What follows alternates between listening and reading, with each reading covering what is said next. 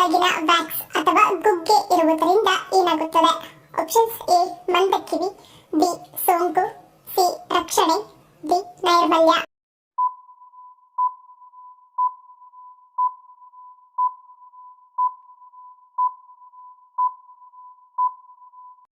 ಸರಳ ಉತ್ತರ option C ರಕ್ಷಣೆ. ವಾಸ್ತವವಾಗಿ ಇಯರ್ ವ್ಯಾಕ್ಸ್ ಎನ್ನುವುದು ಕೊಳಕು ವಿಷಯವಲ್ಲ, ಇದು ಕಿವಿಗಳನ್ನು ತೇವವಾಗಿರಿಸುತ್ತದೆ. ಇದು ಕಿವಿಯಲ್ಲಿ ಜಿಗುಟುತನವನ್ನು ಕಾಯ್ದುಕೊಳ್ಳುತ್ತದೆ. ಇದು ಧೂಳು, ಕೊಳಕು, ನೀರು, ಕಣಗಳು ಇತ್ಯಾದಿಗಳು ಕಿವಿಗೆ ಪ್ರವೇಶಿಸುವುದನ್ನು ತಡೆಯುತ್ತದೆ. ಏಕೆಂದರೆ ಕಿವಿಯೊಳಗೆ ಪ್ರವೇಶಿಸುವ ಯಾವುದೇ ವಸ್ತುವು ಅದಕ್ಕೆ ಅಂಟಿಕೊಳ್ಳುತ್ತದೆ ಮತ್ತು ಅದರಿಂದ ಕಿವಿಗೆ ಯಾವುದೇ ಹಾನಿಯಾಗದಂತೆ ರಕ್ಷಿಸುತ್ತದೆ. ಹಾಗಾಗಿ ಕಿವಿಯ ಆರೋಗ್ಯಕ್ಕೆ ವ್ಯಾಕ್ಸ್ ಅಥವಾ ಗುಗ್ಗೆ ಅತ್ಯಗತ್ಯ. ಆದರೆ ವ್ಯಾಕ್ಸ್ ಅತಿಯಾದರೆ ಅದು ಕಿವಿಯೊಳಗೆ ಕೆಲವು ಸಮಸ್ಯೆಯನ್ನು ಉಂಟು ಮಾಡಬಹುದು. ಗಂಟಲು ನೋವು ಮತ್ತು ಕೆಮ್ಮು ಕಡಿಮೆಯಾಗಲು ಯಾವುದನ್ನು ಸೇವಿಸಬೇಕು?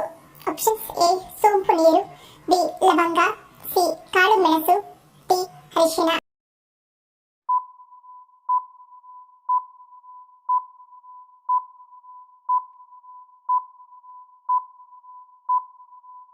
ಸರಳ ಉತ್ತರ ಆಪ್ಷನ್ ಎ ಸೋಂಪು ನೀರು. ಸೋಂಪು ಎಂದು ಕರೆಯಲ್ಪಡುವ ದೊಡ್ಡ ಜೀರಿಗೆ ಸಾಮಾನ್ಯವಾದ ಅಡುಗೆ ಸಾಮಗ್ರಿಯಾಗಿದೆ. ಊಟದ ಬಳಿಕ ಸೇವಿಸುವ ದೊಡ್ಡ ಜೀರಿಗೆ ಜೀರ್ಣಕ್ರಿಯೆ ಸುಲಭಗೊಳಿಸುತ್ತದೆ ಹಾಗೂ ಆಮ್ಲೀಯತೆ ಆಗದಂತೆ ತಡೆಯುತ್ತದೆ. ಈ ಜೀರಿಗೆ ಅಥವಾ ಸೋಂಪು ಕಫವನ್ನು ಸಡಿಲಿಸಿ ಕಡಿಮೆ ಮಾಡಲು ನೆರವಾಗುತ್ತದೆ. ಇದಕ್ಕಾಗಿ ಒಂದು ದೊಡ್ಡ ಲೋಟ ನೀರಿನಲ್ಲಿ ಒಂದು ದೊಡ್ಡ ಚಮಚ ದೊಡ್ಡ ಜೀರಿಗೆ ಅಥವಾ ಸೋಂಪನ್ನು ಹಾಕಿ ಕುದಿಸಿ ಈ ನೀರು ಅರ್ಧದಷ್ಟಾದ ಬಳಿಕ ಉರಿ ಆರಿಸಿ ತಳಿಸಿ ಕುಡಿಯಬೇಕು. ಇದರಿಂದ ಗಂಟಲ ಬೇನೆ ಅಥವಾ ನೋವು ಹಾಗೂ ಕೆಮ್ಮು ಕಡಿಮೆಯಾಗುತ್ತದೆ. ನಮ್ಮ ದೇಹದಲ್ಲಿ ಯೂರಿಕ್ ಆಮ್ಲದ ಮಟ್ಟವನ್ನು ನಿಯಂತ್ರಿಸಲು ಯಾವುದು ಹೆಚ್ಚು ಪ್ರಯೋಜನಕಾರಿ? ಆಪ್ಷನ್ಸ್ ಎ ಮಜ್ಜಿಗೆ, ಬಿ ಹಸಿ ಪಪ್ಪಾಯಿ, ಸಿ ಹಾಗಲಕಾಯಿ, ಡಿ ದಾಳಿಂಬೆ.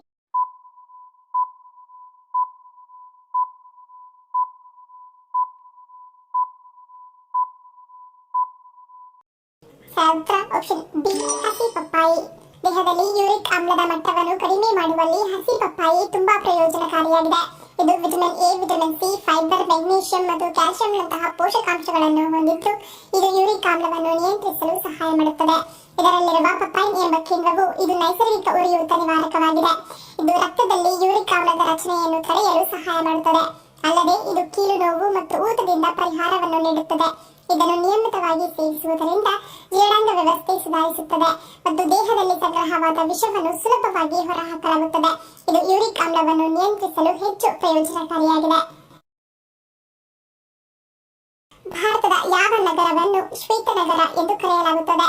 Options A Udaipur, B Jaisalmer, C Coonoor, D Jodhpur.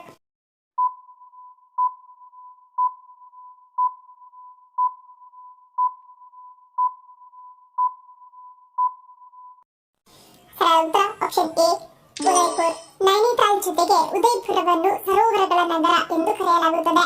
ಇಲ್ಲಿರುವ ಬಿಳಿ ಅಮೃತಶಿಲೆಯ ಅರಮನೆಗಳಿಂದಾಗಿ ಇದನ್ನು ಶ್ವೇತನಗರ ಎಂದು ಕರೆಯಲಾಗುತ್ತದೆ. ಇಲ್ಲಿ ಅರಮನೆಯನ್ನು ನಿರ್ಮಿಸಲು ಅಮೃತಶಿಲೆ ಬಳಸಲಾಗಿದೆ. ಇದರ ನೈಸರ್ಗಿಕ ಸೌಂದರ್ಯ ಜನರನ್ನು ಆಕರ್ಷಿಸುತ್ತದೆ. ಇತ್ತೀಚಿನ ವರ್ಷಗಳಲ್ಲಿ ಇದು ಪ್ರಮುಖ ಪ್ರವಾಸಿ ತಾಣವಾಗಿದೆ.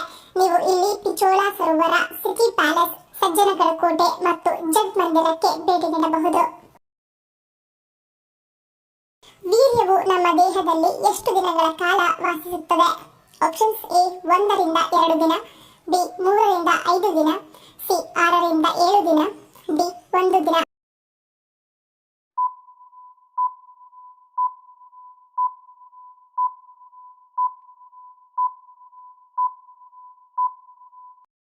ಉತ್ತರ ಆಪ್ಷನ್ ಬಿ 3 ರಿಂದ 5 ದಿನ. ಫಲವತ್ತಾದ ಮೊಟ್ಟೆಯನ್ನು ಬಿಡುಗಡೆ ಮಾಡಿದಾಗ ಅಂಡೋತ್ಪತ್ತಿ ಸಾಮಾನ್ಯವಾಗಿ ಋತುಚಕ್ರದ 11 ರಿಂದ 21 ದಿನಗಳ ನಡುವೆ ಸಂಭವಿಸುತ್ತದೆ. ಅಲ್ಲದೆ ಅಂಡೋತ್ಪತ್ತಿ ಮೊಟ್ಟೆಗಳು ಕೇವಲ 4 ರಿಂದ 12 ಗಂಟೆಗಳ ಕಾಲ ಮಾತ್ರ ಜೀವಿಸುತ್ತವೆ. ಹಾಗೆಯೇ ವೀರ್ಯವು ಸುಮಾರು 3 ರಿಂದ 5 ದಿನಗಳವರೆಗೆ ದೇಹದಲ್ಲಿ ವಾಸಿಸುತ್ತದೆ. ನಿಮ್ಮ ಅವಧಿಯ ಅಂತ್ಯದಲ್ಲಿ ನೀವು ಸಂಭೋಗದಲ್ಲಿ ತೊಡಗಿದ್ದರೆ ಮತ್ತು ನೀವು ಬೇಗನೆ ಅಂಡೋತ್ಪತ್ತಿ ಮಾಡಿದರೆ ನೀವು ಗರ್ಭಧರಿಸಬಹುದು. ಮುಖ್ಯವಾಗಿ ಅಂಡೋತ್ಪತ್ತಿ ಯಾವಾಗಲೂ ಊಹಿಸಲು ಸಾಧ್ಯವಿಲ್ಲದ ಮತ್ತು ಕಠಿಣ ಲೈಂಗಿಕತೆ, ಒತ್ತಡ, ವೈದ್ಯಕೀಯ ಪರಿಸ್ಥಿತಿಗಳನ್ನು ಒಳಗೊಂಡಿರುತ್ತದೆ. ಇದು ಮಹಿಳೆಯಿಂದ ಮಹಿಳೆಗೆ ಬದಲಾಗಬಹುದು. ದೇಹದ ನಿರ್ಮಾಣ ಮತ್ತು ಸಮತೋಲನ ಕಾಯ್ದುಕೊಳ್ಳಲು ಯಾವುದು ಪ್ರಮುಖ ಪಾತ್ರ ವಹಿಸುತ್ತದೆ? ಆಪ್ಷನ್ಸ್ ಎ ವಾತ, ಬಿ ಪಿತ್ತ, ಸಿ ಕಫ, ಡಿ ಮೇಲಿನ ಎಲ್ಲವೂ.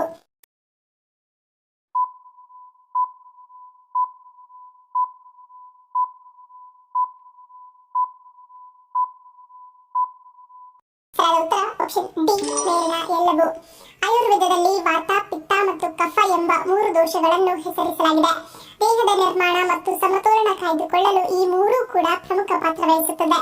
ಪಿತ್ತರಸವು ದೇಹದಲ್ಲಿ ಉತ್ಪತ್ತಿಯಾಗುವ ಹಾರ್ಮೋನ್ಗಳು ಮತ್ತು ಕಿಣ್ವಗಳನ್ನು ನಿಯಂತ್ರಿಸುತ್ತದೆ. ಇದು ಜೀರ್ಣಕ್ರಿಯೆ ಮತ್ತು ಚಯಾಪಚಯ ಕ್ರಿಯೆಗೆ ಕಾರಣವಾಗಿದೆ.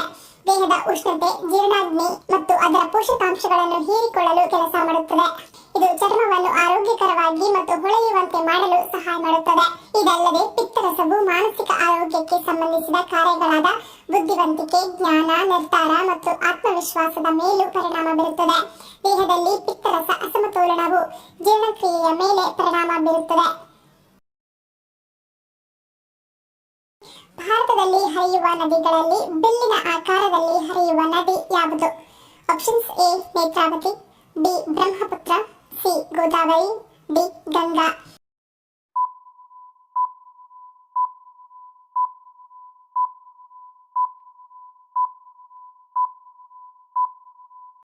ಸರಿಯಾದ ಉತ್ತರ ಆಪ್ಷನ್ ಡಿ ಗಂಗಾ.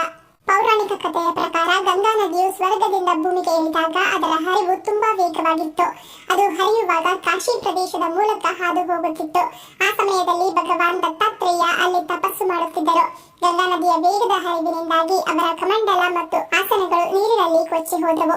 ಇದನ್ನು ಅರಿತುಕೊಂಡು ಭಗವಾನ್ ದತ್ತಾತ್ರೇಯನು ತನ್ನ ವಸ್ತುವನ್ನು ಹಿಂದಿರುಗಿಸುವಂತೆ ಗಂಗೆಯನ್ನು ಕೇಳಿದನು. ಗಂಗಾ ಅವರಿಗೆ ಕ್ಷಮೆ ಯಾಚಿಸಿದಳು ಮತ್ತು ಎಲ್ಲ ವಸ್ತುಗಳನ್ನು ಹಿಂದಿರುಗಿಸಿದಳು ಮತ್ತು ಅವರ ಗೌರವಾರ್ಥವಾಗಿ ತನ್ನ ಹರಿವನ್ನು ಹಿಮ್ಮುಖಗೊಳಿಸಿದಳು ಎಂದು ಹೇಳಲಾಗುತ್ತದೆ.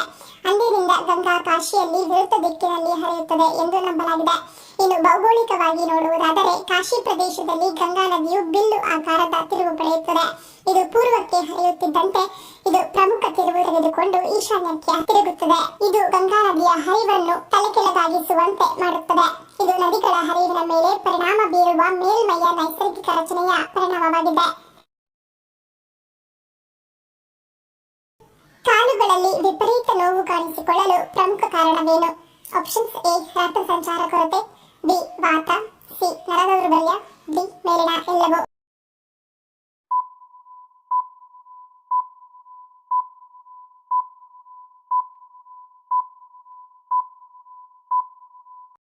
ಸರಿಯಾದ ಉತ್ತರ ಆಪ್ಷನ್ ಡಿ ಮೇಲಿನ ಎಲ್ಲವೂ. ಕಾಲುಗಳಲ್ಲಿ ನಿಶಕ್ತಿ ಮತ್ತು ತೀವ್ರವಾದ ನೋವಿಗೆ ಹಲವಾರು ರೀತಿಯ ಕಾರಣಗಳು ಇವೆ. ಇವುಗಳಲ್ಲಿ ಮುಖ್ಯವಾಗಿ ರಕ್ತ ಸಂಚಾರದ ಕೊರತೆ, ನರಗಳ ದೌರ್ಬಲ್ಯ, ಅತಿಯಾದ ಚಟುವಟಿಕೆ, ವ್ಯಾಯಾಮದ ಕೊರತೆ, ಸಂಧಿವಾತ, ಶಸ್ತ್ರಚಿಕಿತ್ಸೆಯಿಂದ ಚೇತರಿಕೆ, ಔಷಧಿಯ ಅಡ್ಡ ಪರಿಣಾಮಗಳು, ನಿರ್ಜಲೀಕರಣ, ಮಧುಮೇಹ, ರಕ್ತಹೀನತೆ, ಬೆನ್ನು ನೋವು, ಪೋಷಕಾಂಶಗಳ ಕೊರತೆ, ಕೆಲವು ಅನಾರೋಗ್ಯಗಳು ಕಾರಣವಾಗಿವೆ. ಧೂಮಪಾನ, ಮಧುಮೇಹ, ಬೊಜ್ಜು, ಅಧಿಕ ರಕ್ತದೊತ್ತಡ, ಅಧಿಕ ಕೊಲೆಸ್ಟ್ರಾಲ್, ವಯಸ್ಸಾಗುವುದು ಮತ್ತು ಕೌಟುಂಬಿಕ ಇತಿಹಾಸವು ಇದಕ್ಕೆ ಕಾರಣ. ಕಾಲುಗಳಲ್ಲಿನ ನೋವಿಗೆ ವಾತವು ಮತ್ತೊಂದು ಕಾರಣವಾಗಿದ್ದು, ವಾತದಿಂದಾಗಿ ನರಗಳು ದುರ್ಬಲವಾಗುವುದು ಮತ್ತು ಬೆನ್ನಿನ ಕೆಳಭಾಗ, ತೊಡೆ, ಗಂಟು ಹಾಗೂ ಪಾದದ ತನಕ ನೋವು ಬರುವುದು. ಇದು ದೇಹದ ಒಂದು ಭಾಗದಲ್ಲಿ ಮಾತ್ರ ಇರುವುದು. ಕಾಲುಗಳಲ್ಲಿನ ನಿಶಕ್ತಿಯಿಂದಾಗಿ ಜುಮ್ಮೆನಿಸುವುದು, ಉರಿ ಮತ್ತು ನೋವು ಕಂಡುಬರುವುದು. ಯಾವ 2 ದಿನಗಳಲ್ಲಿ ತಪ್ಪಿಯೂ ಕೂಡ ಬಟ್ಟೆಯನ್ನು ಒಗೆಯಬಾರದು ಎನ್ನುತ್ತಾರೆ? ಆಪ್ಷನ್ಸ್ ಎ ಮಂಗಳವಾರ, ಬಿ ಶನಿವಾರ, ಸಿ ಭಾನುವಾರ, ಡಿ ಗುರುವಾರ.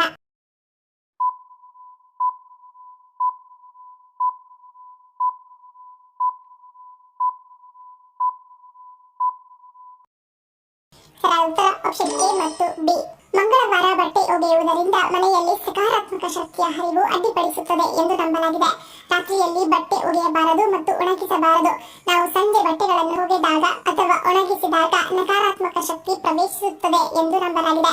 ಮಂಗಳವಾರ ಬಟ್ಟೆ ಒಗೆಯುವುದರಿಂದ ಲಕ್ಷ್ಮೀ ದೇವಿಗೆ ಕೋಪ ಬರುತ್ತದೆ ಮತ್ತು ಮನೆಯ ಆರ್ಥಿಕ ಪರಿಸ್ಥಿತಿಯ ಮೇಲೆ ನಕಾರಾತ್ಮಕ ಪರಿಣಾಮ ಬೀರುತ್ತದೆ ಎಂದು ನಂಬಲಾಗಿದೆ. ಇಂದಿಗೂ ಸಹ ಅನೇಕ ಕುಟುಂಬಗಳು ಮಂಗಳವಾರದಂದು ಬಟ್ಟೆ ಒಗೆಯುವುದಿಲ್ಲ ಅಥವಾ ಮನೆಯನ್ನು ಸ್ವಚ್ಛಗೊಳಿಸುವುದಿಲ್ಲ. ಹೀಗೆ ಮಾಡುವುದರಿಂದ ಮನೆಯ ಅದೃಷ್ಟವನ್ನು ಕಾಪಾಡುವ ಒಂದು ಮಾರ್ಗವೆಂದು ಪರಿಗಣಿಸಲಾಗಿದೆ. ಇನ್ನು ಶನಿವಾರ, ಈ ದಿನವನ್ನು ಕರ್ಮ, ನ್ಯಾಯ ಮತ್ತು ಕಠಿಣತೆಯ ಸಂಕೇತವೆಂದು ಪರಿಗಣಿಸಲಾಗಿದೆ. ಶನಿದೇವನನ್ನು ಮೆಚ್ಚಿಸಲು ಜನರು ಈ ದಿನ ಉಪವಾಸ ಮಾಡಿ ದಾನ ನೀಡುತ್ತಾರೆ. ಈ ದಿನದಂದು ಬಟ್ಟೆ ಒಗೆಯುವಂತಹ ಕೆಲಸಗಳನ್ನು ಅಶುಭವೆಂದು ಪರಿಗಣಿಸಲಾಗುತ್ತದೆ. ಇದು ಜೀವನದಲ್ಲಿ ಅಡೆತಡೆಗಳು, ಆರ್ಥಿಕ ಸಮಸ್ಯೆಗಳು ಮತ್ತು ನ್ಯಾಯಾಲಯದ ಪ್ರಕರಣಗಳಿಗೆ ಕಾರಣವಾಗುತ್ತದೆ ಎಂದು ವಾಸ್ತುಶಾಸ್ತ್ರ ಹೇಳುತ್ತದೆ. ವಿಶೇಷವಾಗಿ ಮನೆಯಲ್ಲಿ ಈಗಾಗಲೇ ಆರ್ಥಿಕ ಸಮಸ್ಯೆಗಳಿದ್ದರೆ ಶನಿವಾರ ಬಟ್ಟೆ ಒಗೆಯುವುದರಿಂದ ಪರಿಸ್ಥಿತಿ ಇನ್ನಷ್ಟು ಹದಗೆಡುತ್ತದೆ ಎಂದು ಹೇಳಲಾಗುತ್ತದೆ. ಹಲಸಿನ ಹಣ್ಣನ್ನು ತಿನ್ನುವುದರಿಂದ ಯಾವ ರೋಗ ವಾಸಿಯಾಗುತ್ತದೆ?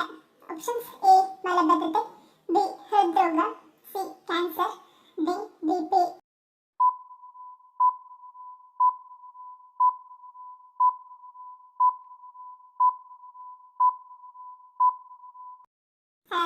ಹಿಮ್ಮೇಳಿನ ಎಲ್ಲದು. ಹಲಸಿನ ಹಣ್ಣಿನಲ್ಲಿ ಪ್ರೀಬಯೋಟಿಕ್ಸ್ ಇರುವುದರಿಂದ ಕರುಳಿನಲ್ಲಿ ಪ್ರಯೋಜನಕಾರಿ ಬ್ಯಾಕ್ಟೀರಿಯಾದ ಬೆಳವಣಿಗೆಯನ್ನು ಸಹ ಬೆಂಬಲಿಸುತ್ತದೆ. ಇದು ಮಲಬದ್ಧತೆಯನ್ನು ನಿವಾರಿಸುತ್ತದೆ. ಈ ಹಣ್ಣಿನಲ್ಲಿರುವ ವಿಟಮಿನ್ ಸಿ ಇಂದ ಉತ್ಪತ್ತಿಯಾಗುವ ಕಾಲಜನ್ ಗಾಯವನ್ನು ಗುಣಪಡಿಸುವಲ್ಲಿ ಮತ್ತು ಆರೋಗ್ಯಕರ ಮೂಳೆಗಳು, ಸಂಯೋಜಕ ಅಂಗಾಂಶಗಳು, ಕಾರ್ಟಿಲೇಜ್ ಮತ್ತು ರಕ್ತನಾಳಗಳನ್ನು ನಿರ್ವಹಿಸುತ್ತದೆ. ಹಲಸಿನ ಹಣ್ಣಿನಲ್ಲಿರುವ ಹೆಚ್ಚಿನ ಪ್ರಮಾಣದ ಪೊಟ್ಯಾಷಿಯಂ ಉತ್ಕರ್ಷಣ ನಿರೋಧಕಗಳು ಮತ್ತು ಫೈಬರ್ ಹೃದ್ರೋಗದ ಅಪಾಯವನ್ನು ಕಡಿಮೆ ಮಾಡುತ್ತದೆ. ಫ್ಲೇವನಾಯ್ಡ್ಗಳು, ಸಫೋನಿನ್ಗಳು ಮತ್ತು ಟ್ಯಾನಿನ್ಗಳಂತಹ ಫೈಟೋಕೆಮಿಕಲ್ಗಳು ಉತ್ಕರ್ಷಣ ನಿರೋಧಕ ಗುಣಲಕ್ಷಣಗಳನ್ನು ಹೊಂದಿದ್ದು ಅದು ಪ್ರಕ್ರಿಯೆಯಲ್ಲಿ ನಿಮ್ಮ ದೇಹವನ್ನು ರಕ್ಷಿಸುವ ಸ್ವತಂತ್ರ ರಾಡಿಕಲ್ಗಳಿಂದ ಪರಿಣಾಮಗಳನ್ನು ಎದುರಿಸುತ್ತದೆ. ಇದು ಕ್ಯಾನ್ಸರ್ ಅನ್ನು ತಡೆಗಟ್ಟಲು ಸಹಾಯ ಮಾಡುತ್ತದೆ. ಹಲಸಿನ ಹಣ್ಣು ಪೊಟ್ಯಾಷಿಯಂನ ಸಮೃದ್ಧ ಮೂಲವಾಗಿದೆ. ಪೊಟ್ಯಾಷಿಯಂ ಸೋಡಿಯಂನ ಪರಿಣಾಮಗಳನ್ನು ಪ್ರತಿರೋಧಿಸುವ ಮೂಲಕ ರಕ್ತನಾಳಗಳ ಗೋಡೆಗಳಲ್ಲಿನ ಒತ್ತಡವನ್ನು ಕಡಿಮೆ ಮಾಡುತ್ತದೆ. ನಿಮ್ಮ ಪ್ರತಿರಕ್ಷಣಾ ವ್ಯವಸ್ಥೆಯನ್ನು ನೈಸರ್ಗಿಕವಾಗಿ ಬಲಪಡಿಸುತ್ತದೆ ಹಾಗೂ ರೋಗ ನಿರೋಧಕ ಶಕ್ತಿ ಹೆಚ್ಚಿಸುವ ವಿಟಮಿನ್ ಎ ಮತ್ತು ಸಿ ಯ ಸಮೃದ್ಧ ಮೂಲವಾಗಿರುವುದರಿಂದ ರೋಗಗಳನ್ನು ತಡೆಗಟ್ಟಲು ಸಹಾಯ ಮಾಡುತ್ತದೆ. ಧನ್ಯವಾದಗಳು. ನಿಮ್ಮ ಪ್ರೀತಿಯ ಲೈಕ್ ಕೊಟ್ಟು ಪ್ರೋತ್ಸಾಹಿಸಿ. ಇನ್ನು ಹೆಚ್ಚಿನ ಮಾಹಿತಿಗೆ ನಮ್ಮ ಚಾನೆಲ್ ಸಬ್ಸ್ಕ್ರೈಬ್ ಮಾಡಿ, ಪಕ್ಕದಲ್ಲಿರುವ ಬೆಲ್ ಬಟನ್ ಕ್ಲಿಕ್ ಮಾಡಿ. ಇನ್ನೊಂದು ಇಂಟ್ರೆಸ್ಟಿಂಗ್ ಪ್ರಶ್ನೆಗಳೊಂದಿಗೆ ಸಿಗ್ತೀನಿ. Love you all. Take care.